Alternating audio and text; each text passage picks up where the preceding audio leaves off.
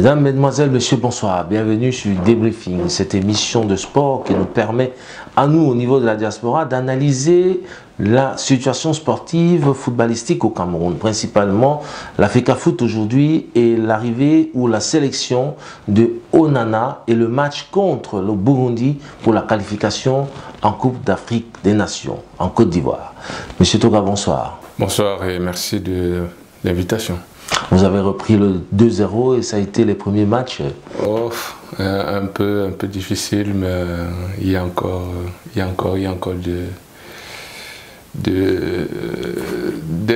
quelques bribes de... Quoi, des beaux restes. Il y a des beaux restes. Il y a des beaux restes. Monsieur Onana a été convoqué pour le match contre le Burundi. Il y a une polémique. Est-ce qu'Onana sera présent? Est-ce qu'il ne sera pas présent? Qu'est-ce qui se passe réellement? Je crois que certains journalistes sont allés vite en besoin. Et si vous regardez la trajectoire de nos analyses ici, on avait sollicité l'intervention du pouvoir étatique pour amener ce poulain de grande importance pour l'équipe camerounaise dans la tanière.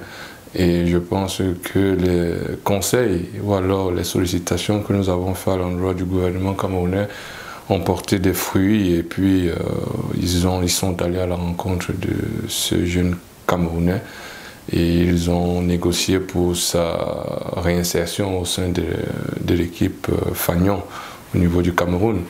Mais certains journalistes qui ont le vent en poupe, dont je tairai le nom ici et que vous certainement vous connaissez, ont lu dans la boule de cristal comme quoi il ne serait pas convoqué.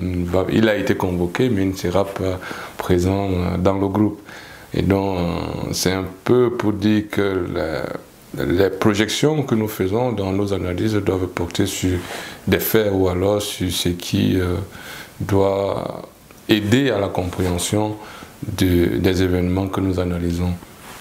Le cas André Onana, si on analyse, si on regarde de bout en bout nos différentes prises de position, on voit bien qu'on plaide pour son retour au sein de cette équipe-là.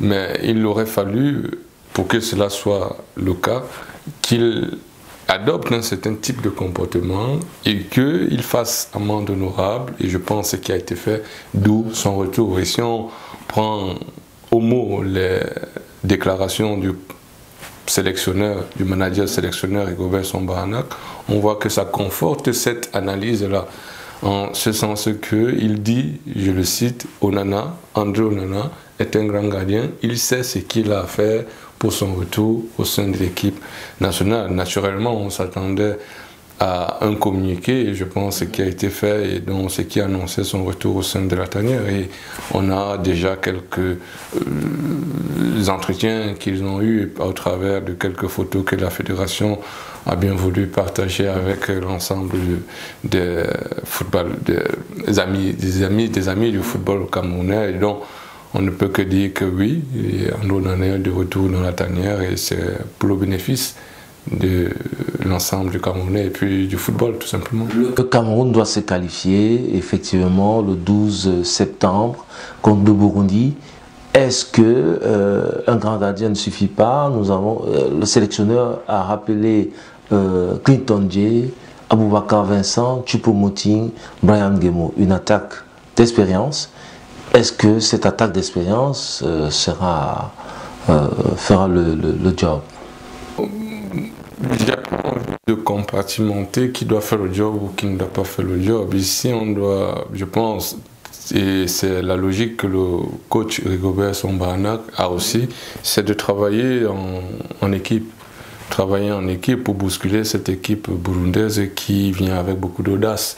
Elle ne vient pas pour gagner, elle vient avec beaucoup d'audace pour mettre en difficulté l'équipe camerounaise. Et donc c'est à nous d'avoir le comportement nécessaire, l'attitude nécessaire et la justesse dans nos déplacements sur le terrain, ne pas avoir de la rengaine, avoir un climat sain, un climat rassurant pour aborder cette rencontre-là. Si on est en déphasage avec quelque peu un de ces éléments que je viens de citer, on sort du match et vous allez voir des frictions, des frictions sur le terrain, des coéquipiers qui n'arrivent pas à dialoguer, et ça va se ressentir dans la circulation de balles. Et donc tout ça, et je pense que c'est à cela que le coach est en train de travailler dans la constitution d'un groupe humainement bon, comme ils ont voulu nous vendre comme concept de management du football au niveau de la Fédération camerounaise de football. Ils doivent jouer en groupe pour arriver à bousculer cette équipe du Burundi et espérer se qualifier pour l'échéance de Côte d'Ivoire 2024.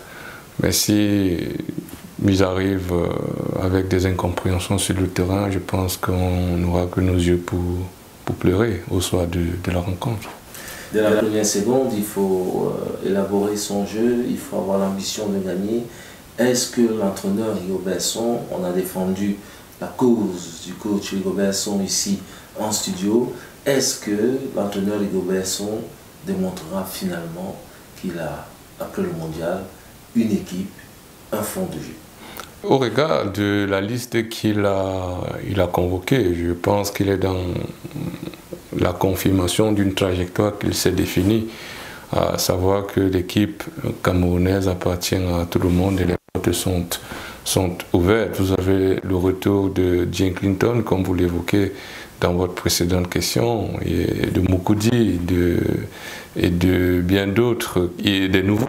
Je pense qu'il s'inscrit dans une continuité et aimerait marquer son management dans le sens qu'il a rajeuni et permis à construire une équipe camerounaise qu'on n'a pas véritablement vue par le passé en termes de gestion de groupe.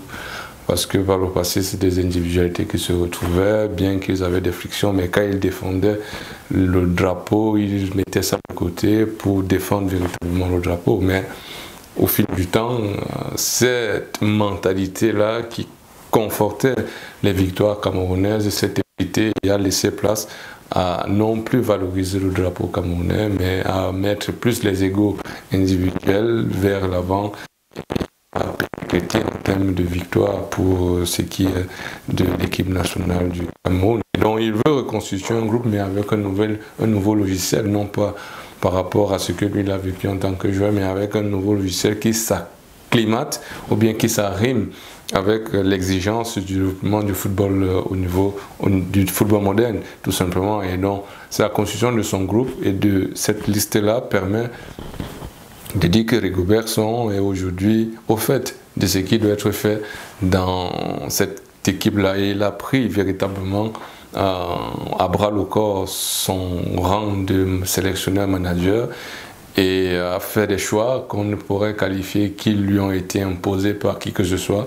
Aujourd'hui, on est confronté à dire qu'il a pris la décision de choisir tel parce qu'il a vu qu'il va apporter quelque chose pour cette équipe-là. Ce n'est pas une personne lambda qui est sortie de nulle part pour lui dire que non, prends plutôt celui joueur-ci, comme on entend par le passé. Ce discours-là est en train de disparaître au sein de la tanière et c'est tout à son honneur. Et donc, je pense qu'aujourd'hui, on parle plus de méritocratie quand on regarde la sélection de Jane Clinton. Tout le monde s'accorde à dire qu'il a travaillé dur, il a cravaché dur pour arriver à revenir à cette équipe nationale-là, et donc on ne peut que le féliciter et de dire qu'il doit continuer ainsi dans cette lancée-là pour porter haut les couleurs du pays qu'il aime tant.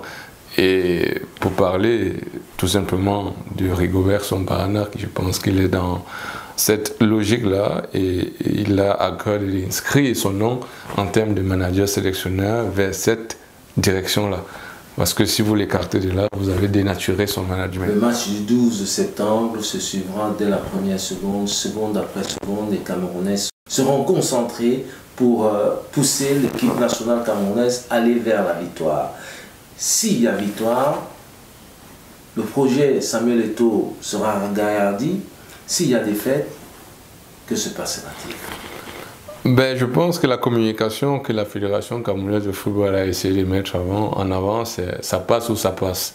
Et donc, je pense que dans le mindset de tout un chacun, c'est la victoire absolument. Et donc, on ne peut aucunement, même si c'est une hypothèse, on ne peut aucunement aujourd'hui affirmer que si ça ne passe pas, parce que pour eux, dans le mindset, quand on drill ces joueurs-là, c'est ça passe ou ça passe. Et donc, driller ainsi, je pense qu'ils sont dans une atmosphère qui permettrait dans une atmosphère qui permettrait à ce qu'ils arrivent à ce que ça passe. Ou ça passe.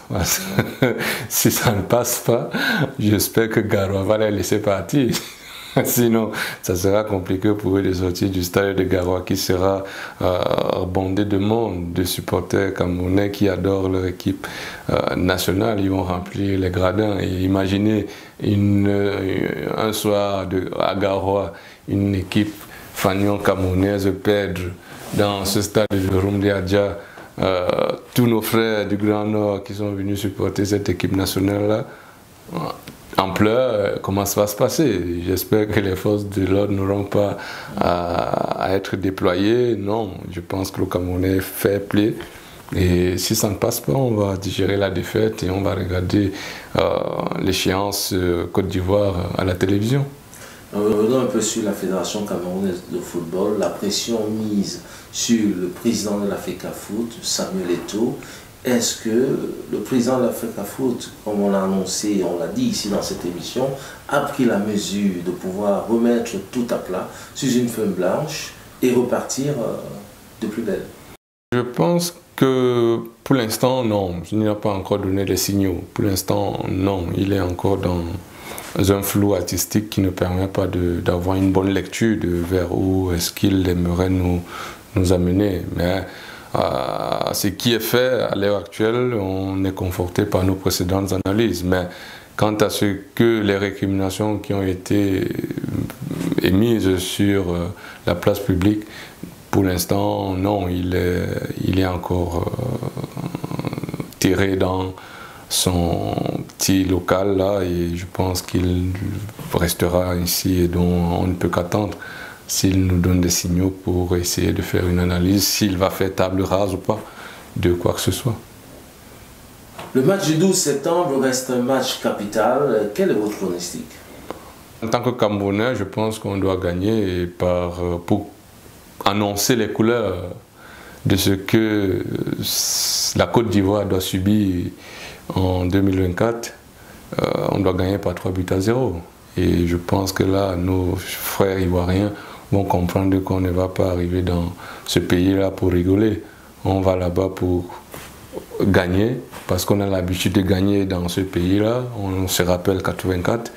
Et donc, nos chers frères ivoiriens qui s'amusent à croire que le Cameroun ne va pas participer à la CAN chez eux, doivent se préparer à pleurer, parce que le match d'ouverture, si je peux lire dans une boule de cristal, devrait être Cameroun-Côte d'Ivoire. Et comme ça, comme Samuel Eto'o a eu à les faire dormir à 18 h, je pense que la répétition sera démise. Adja, en passant par la diaspora camerounaise, les Camerounais seront tous devant leur petit écran le 12 septembre. À bientôt.